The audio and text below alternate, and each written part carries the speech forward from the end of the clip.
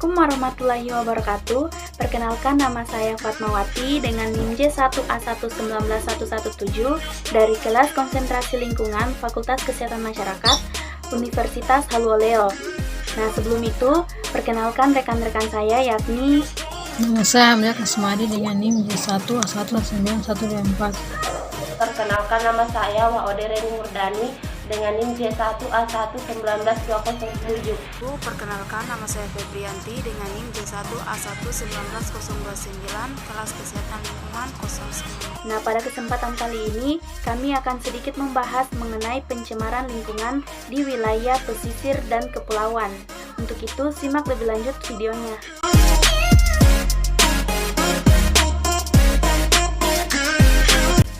Negeri Bahari, inilah nama yang pantas disematkan untuk Indonesia.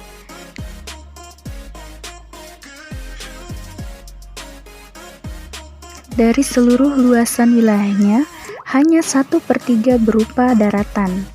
Sisanya adalah perairan yang penuh dengan kekayaan di dalamnya. Indonesia memiliki garis pantai terpanjang kedua di dunia setelah Kanada.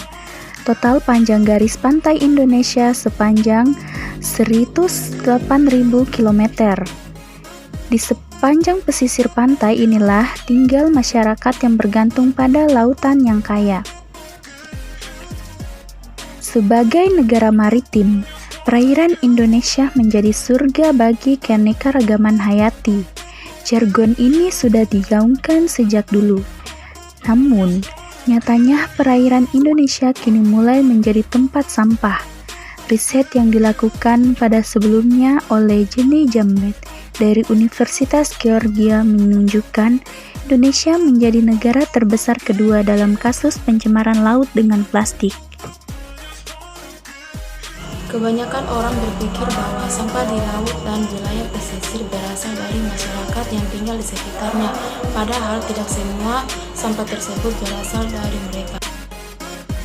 Menurut data dari PBC, sampah yang ada di laut berasal dari rumah warga termasuk dari warga yang jauh dari laut. Mengapa demikian?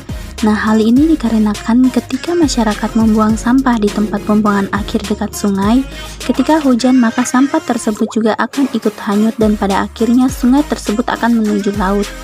Selain itu, masih banyak juga masyarakat yang membuang sampah di sungai tanpa memikirkan dampak ke depannya.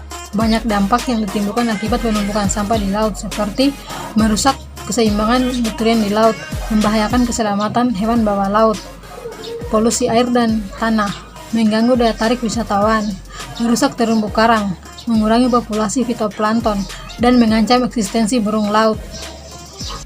Selain itu, dapat membahayakan keselamatan nelayan, bahkan dapat berbahaya bagi kesehatan manusia lewat rantai makanan. Ketika hewan-hewan laut memakan sampah plastik, manusia turut terancam lantaran sebagian makanan dikonsumsi berasal dari laut. Kebanyakan sampah yang ada di laut dan pesisir pantai merupakan sampah plastik yang membutuhkan 50 hingga 400 tahun untuk dapat terurai dengan sempurna.